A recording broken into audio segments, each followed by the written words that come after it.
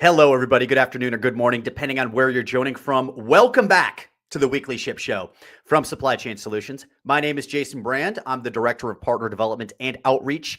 And today we're talking about a very tricky subject. We're talking about the Suez Canal. And we want to get everybody up to speed on the developments and also kind of a little bit of content around what these next couple months could look like if the Suez Canal opens up. So before we dive back in today, if you joined us last week, I am sure you heard this before, but we talked about how we've got some moving pieces happening behind the show at the moment. So last week was our first live show of the new year. This is our second live show of the new year, but we are kind of changing the way things are working. So what you're going to see here is a little bit shorter episodes for the time being.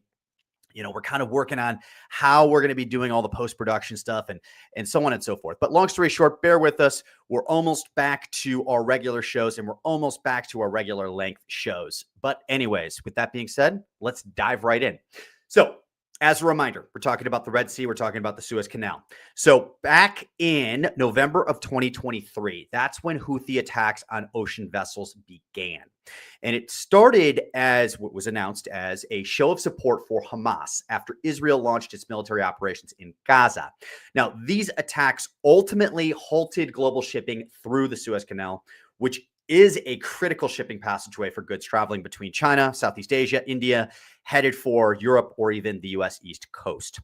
Now, really, what was considered the starting point of the Red Sea crisis actually happened a month earlier. It happened in October of 2023. And that happened when the U.S. Navy destroyer USS Carney intercepted and shot down 3 cruise missiles and 8 drones, which had been launched by Houthi militants in Yemen. Those missiles and drones were heading north along the Red Sea. They were presumably targeting Israel. Now, in November of 2023, the Houthis seized control of a vessel called the Galaxy Leader. It was is a British-owned, Japanese-operated cargo ship. They took all the 25 crew members hostage, and they claimed, the Houthis, that the vessel was linked to Israel, and they vowed that they would continue targeting only Israel-linked ships until the Israeli campaign in Gaza ended. Now, just walking through the timeline of everything that's happened between now and October 2023, it's very, very storied. There's also a lot of key events that happened. And just for the sake of this show, we are going to skip 90% of it. But it's, what happened with the Galaxy Leader seizure for the sake of today's topic. We're going to move up to January of 2025. Now, one key event that needs to be mentioned is the Houthis ultimately did not only target Israel-bound ships. And as a result of this, transit through the neighboring Suez Canal was deemed unsafe and almost entirely dried up. Now, this forced the ships that normally would have to be transiting through the Suez away. And that was to a substantially longer route, which went around the Cape of Good Hope on the southernmost tip of Africa. Now, just yesterday, after 14 months in captivity, the Houthis released the crew of the vessel they seized, remember, the Galaxy Leader, and they announced they did this as a sign of good faith because of the successful ceasefire deal between Israel and Hamas. Now, while that does seem like quite the olive branch move from the Houthi rebels, Jack Kennedy, he's the Associate Director of Country Risk for the Middle East and North Africa at S&P Global Market Intelligence, said last week that this release of the hostages is likely not as much of an olive branch event as they'd like us to think it is. And also he said that likely this is not the end of the Red Sea attacks. But following this move, we may see a decrease in the frequency of attacks against vessels, specifically, obviously, after the ceasefire. But that is more likely a reflection on a substantial decrease in the Houthis' actual capability to launch these attacks. Since over the past 6 months, the U.S. and Israel have been on this bombing campaign on Houthi strongholds. But I want to shift gears here for a second because we found ourselves really challenged in our industry by this long unscheduled closure of this critical freight passage. And one question I would like to present to all of you is globally, are we in a state where opening the Red Sea back up to ocean shipping would actually be a good thing? And I think one key overlooked point And one of the concerns around the potential return to the Suez Canal is best summed up by Alan Murphy. He's the CEO of Sea Intelligence and Maritime Analysis. And he said, I'm going to quote this, that a return to transits through the Red Sea would be good news for shippers and consumers, but bad news for carriers. Now, Alan Murphy isn't the only one who shared this sentiment. So his concerns were actually echoed by the investment bank Jefferies.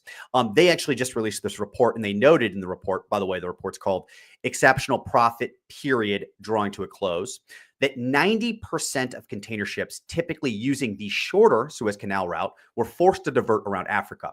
This had the effect of removing around 12% of the global fleet capacity. And they went on to say, that's Jeffries, that the change was just a huge factor in making last year one of the best years in container shipping industry history. Now, analysts already had predicted a 75% capacity utilization for 2024. But when you factored in the effects of the Red Sea and the Suez Canal closure, we actually saw a utilization rate closer to 90%, which is just an absolutely unheard of number in our industry. So let's kind of paint the picture of the effect these capacity changes actually had on ocean shipping costs. So remember, the analysts were predicting a 75% capacity in 2024. Let's take a journey back to the end of 2023. In the end of 2023 was a very low point in our industry. The whole industry was dealing with this huge hangover from the pandemic because it was a very manipulated market that obviously overinflated rates. And we just had this hangover point happening at the end of 2023. So during November, the Asia to North Europe spot rate market for a 40-foot container, it was only $1,380. $1,380. Now, remember, this was the same month that the Houthi rebels started attacking container ships transiting the Red Sea. So let's fast forward. Let's go to summer of 2024. In the following year, July 2024, we can see that spot rate market for that same lane skyrocketed all the way up to a peak price of $8,500 per 40-foot unit. Now, if you watch our episodes weekly, you know that $8,500 per 40-foot has not held, and it has come a long way down, but we're still double where we were back in the end of 2023. So one thing that needs to be kind of noted and be very clearly understood is just as the Red Sea crisis soaked up capacity and constrained supply, reintroducing the Suez Canal, it will have the opposite effect, and it's going to quickly shift the market into an overcapacity point, and that will put substantial downward pressure on rates. So on top of that effect of reopening the Suez Canal, we're also still seeing record levels of new ship deliveries and also nearly zero ship scrappings. A lot of the carriers have started to scrap ships to kind of combat this, but nearly zero scrap ships at this point. And the reason why we have these record-breaking, order books or new ships coming online is truthfully because all the way back, pandemic-related profits.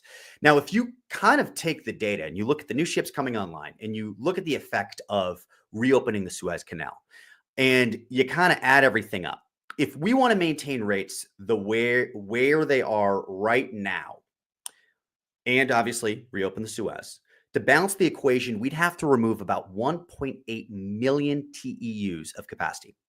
And that, to kind of bring that into a number that's a little bit more manageable, and this isn't even manageable, that's equivalent to taking out 73 Irina-class vessels from circulation. And Irina-class is the largest class of ocean container vessels. So, obviously this is a food for thought Thursday. And my question, well, I guess let's end here on a silver lining. So from a silver lining perspective, if you're a shipper, it's pretty safe to say that we are looking at much more reasonable shipping rates for 2025. But I do want to know your thoughts. Let me know in the comments. Make sure you have a wonderful week and a wonderful weekend. We'll be back at you next week. Thanks for watching. Bye.